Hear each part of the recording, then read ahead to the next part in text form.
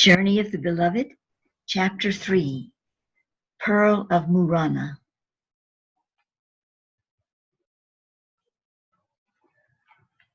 Usmononje was a seer and sage, but hardly a forbidding man. He had a great love of natural beauty, a fine singing voice, and a graceful sense of humor.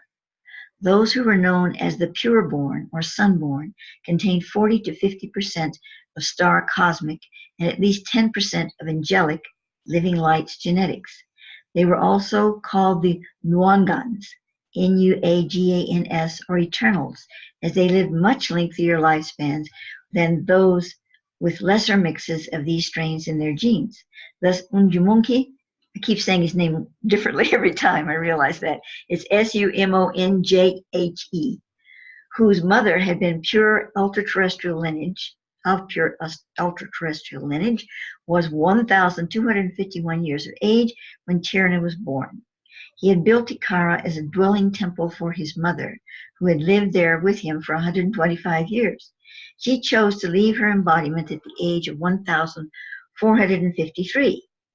After her transcension, the sage of KYI'RA considered marriage after Mama died, but found no one whom he felt could fully share his life with him. There were few pure-born that would choose to live so consistently among the Hamagan, which translated as mortals or simply humans. That's Hamagans. So we have Nugans, Nuagans, or the immortals, and we have Hamagans, or the lowly humans. I shouldn't say that because they did not consider them lowly. They just had a more limited lifespan and a more limited scope of awareness and, spiritual conductivity. But no ultra being, master being would ever consider someone lowly. I was joking there, but I shouldn't have been. Okay. The sunborn were capable of simply leaving a body by choice rather than death choosing them. They were immune to most earthly disease and had strong powers of regeneration should their bodies become damaged through accident or malevolent force, that they were not entirely imperishable and sometimes did die from illness or injury. The sage gave thought to seeking his bride from the mortals, but decided that he did not wish to suffer her loss so soon as would be likely, even though she may consume the puja or prima matra substances. Although these greatly aided in health and longevity, a Hamagan would be unlikely to live more than 200 years. Usumonje dispensed with his search for a mate after a while. He surrendered to the inner knowing that if a sacred marriage was to be in his future, his true partner would be brought into his experience. One would wonder why he even searched. If he was so illumined, there would be no searching, It would he would know what was going to happen. However, there was another thing that concerned me when I wrote this book, was they all seemed more human than I thought they would be, even Thoth, So I'm not going to go off on that tangent, but that was a thought. Sha'Maia, MAIA, had journeyed many miles, traveling by caravan to reach the mountain of the moon. She was tired, yet her womb quivered with life as the child stirred within. She had followed the constant murmur of her beloved as he spoke like a river of fire through her heart. She had faith in his guidance. He would lead her to the sacred place where their son could be born in safety. At the base of the holy mountain, she had found it difficult to secure passage to the heights of KYI'RA. There were no trails leading to the palace. One entered KYI'RA through a tunnel bored into the mountain, which contained a stairway that ended inside Ujumonji's holy sanctuary. Only the most dedicated would wish to make such an arduous climb with a simple torch to light their way. Certainly, a young pregnant woman hesitated to engage in such a challenge with her precious cargo. She reasoned that the sage himself was likely to use this passage when he chose to leave the mountain. She had heard I'm sorry, I need to reread that sentence. She reasoned that the sage himself was unlikely to use this passage when he chose to leave the mountain. She had heard that he came into Amarana several times a year, yet all to whom she turned in hopes they would impart an easier route to her fell dumb upon this subject. There was a small enclosure at the foot of the mountain dedicated to the seeker. Here Sha'Maia stayed for 3 days, drinking the water from the sacred spring that bubbled beside the shelter and eating only sumuji, an herbal paste that she brought with her. During this time, she felt her love ever close within the temple of her being. Yet he would not show her a way to reach KYI'RA.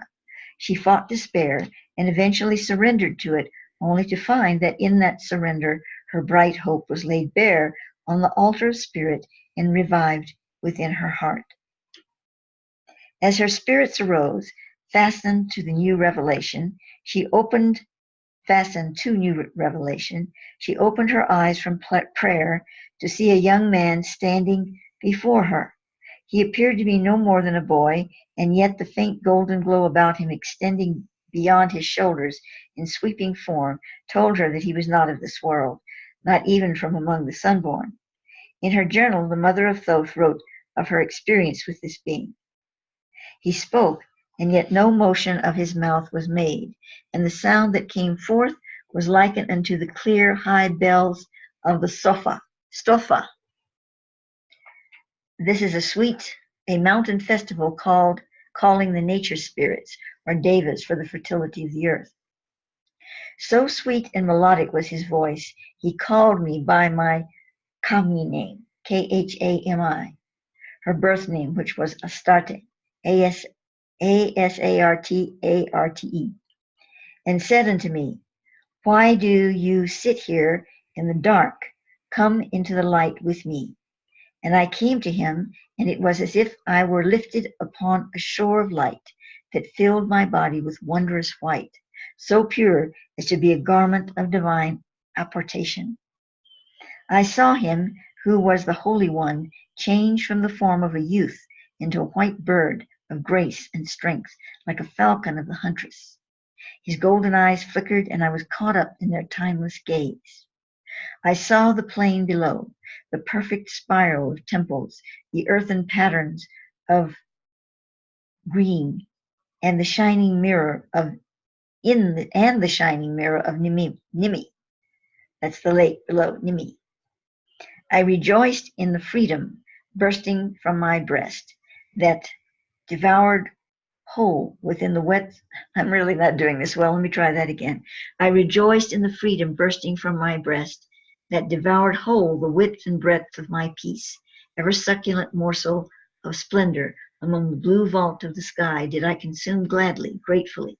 For an eternal instant in time, I was reborn in an angel's eye.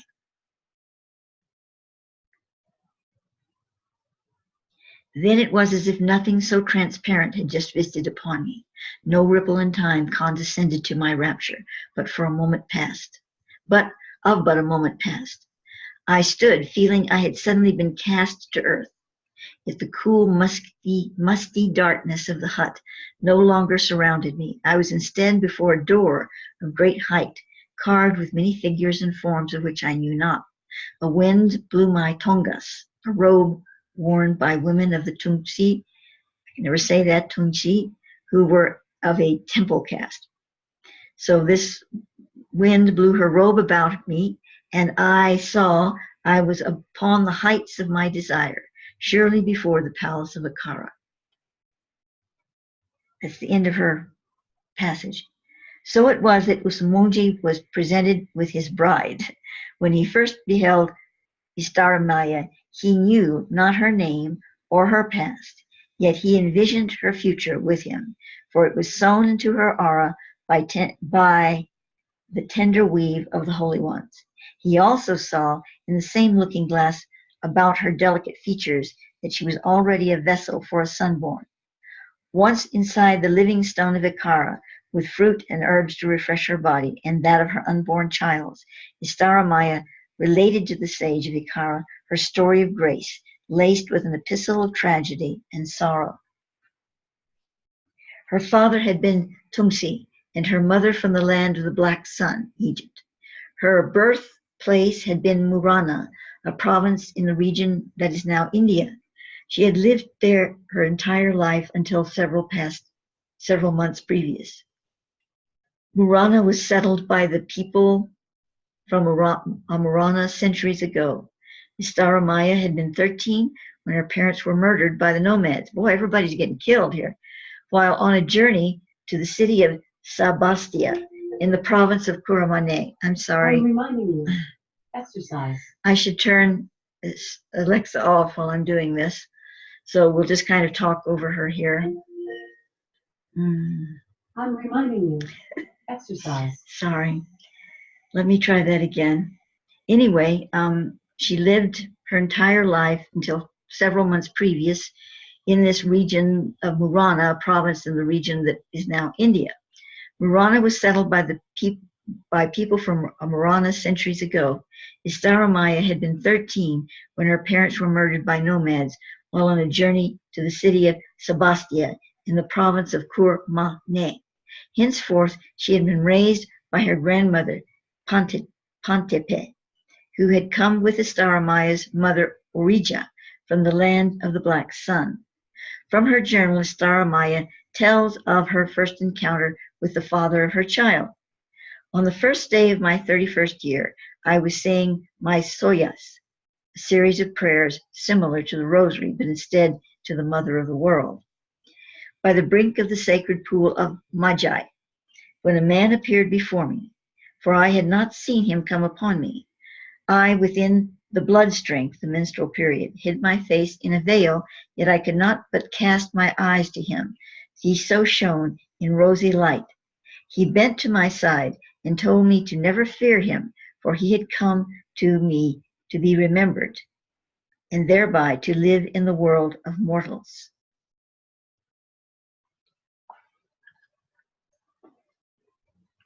In subsequent meetings with this being, he began to relate to Sha'Maia his purpose in her life. He told her his name was Istica, Istica, Istica. He was son-born of the highest rank, for through his veins rushed the sapphire blood, SAF-FIRE. This is rarefied, illumined blood found in the pureborn who have a high percentage of angelic genetics. So it says here, let me go back to that. He was son-born of the highest rank, for through his veins rushed the sapphire blood of the holy ones. His father had been from among them, a being of the angelic host. He then revealed to Sha'Maia that his soul and hers had shared many incarnations in other worlds. Now they were again together to blend their fates and their blood in creating a sacred house, family lineage for mankind. Sha'Maia could quite easily have been skeptical at such an approach, but she knew from her grandmother that her vine was prophesied to bear sacred fruit. In fact, Pentapa had been born under special circumstances to parents brought as embryo from Orion for the purpose of infusing a sacred lineage with star genetics.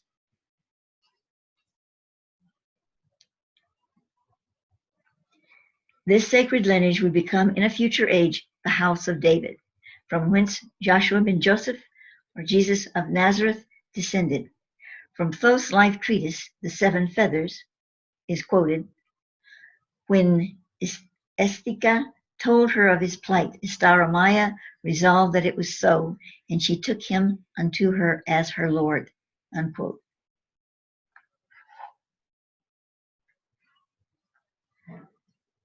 I would like to pause a moment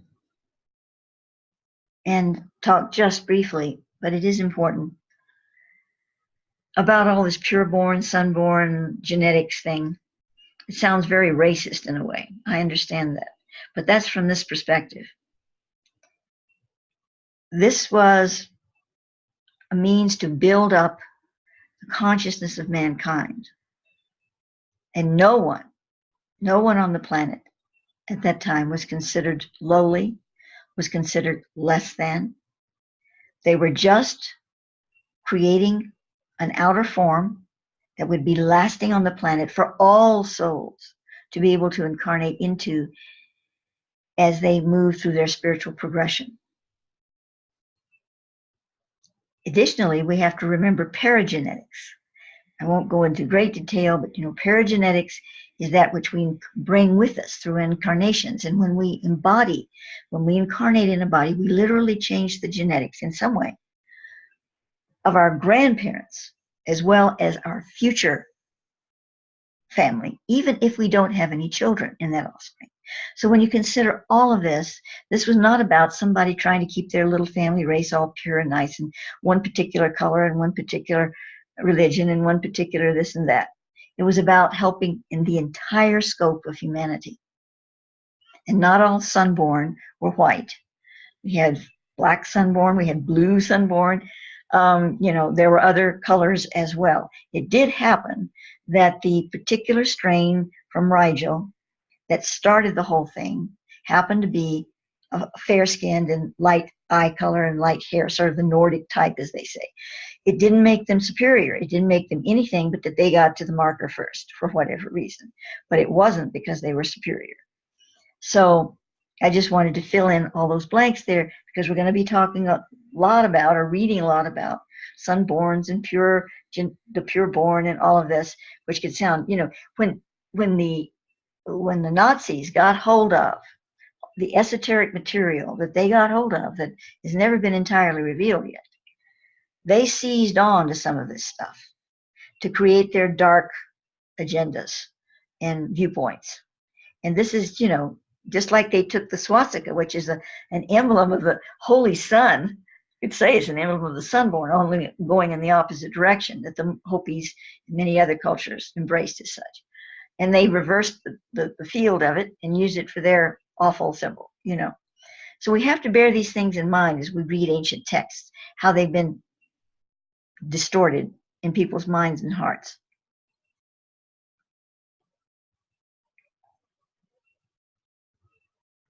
So we continue.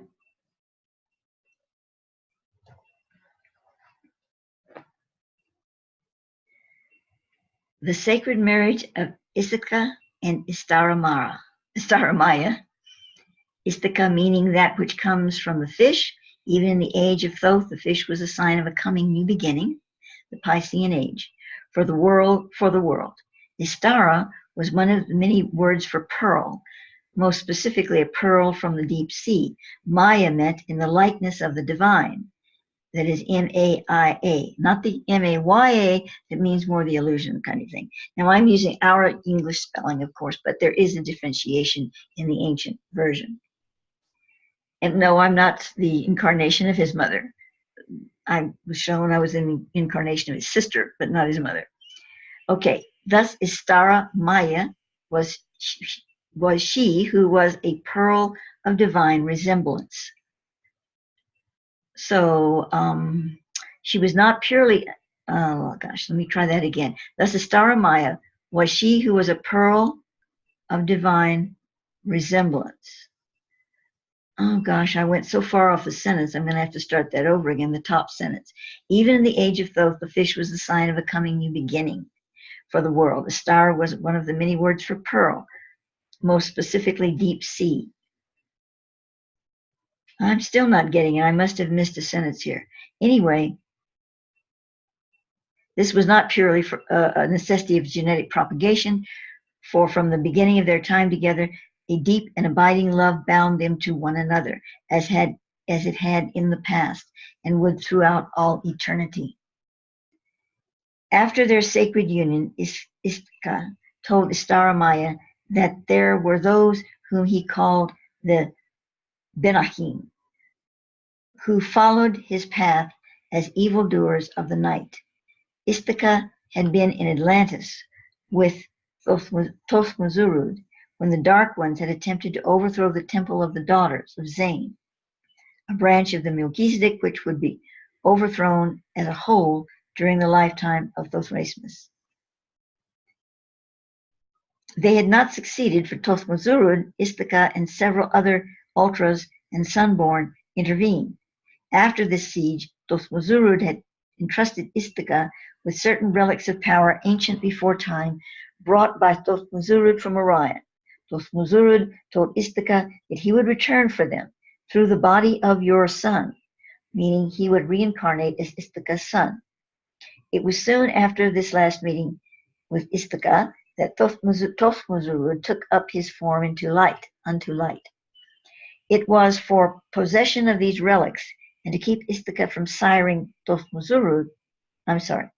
to keep Ithaca from siring Thoth Raismes, that Ben Hamin sought him out to destroy him. Sha'Maia wept softly as she bared to Ustumunji the final and agonizing part of her story. On the eve of Gandahji, full moon, 3 men had borne down upon Istika like ravens of the wind and murdered him within sight of Sha'Maia as she awaited her love on the terrace of KYI'RA Palace. After his death, Istika appeared to her in a body radiant and told her he would guide her to safety. This he had done, for now she sat before Ustumunji, who had been a friend and in many ways a peer to both Istika and Thoth. While in her heart she could never replace the love she felt for Istika, Istamara now saw in Ustumunji a companion for her role as the mother of Thoth. This she embraced willingly. And of course, the greater love factor, we've reduced it so. And I'm not putting down romance and love in our time frame, but as we all know, it often sours on the vine rather quickly. Not always, fortunately, but often. And in those days, their love spectrum was much broader. They could love different people in different ways more easily and more facilely than we can now, and they had a greater range of understanding of universal love. So, she could bring both these loves into her heart in very different ways, which is in a way true of people who have had a husband or wife that's passed, and then some years later they marry again and they love both spouses. That's true. But I'm just saying that in this instance, the expanse was wider.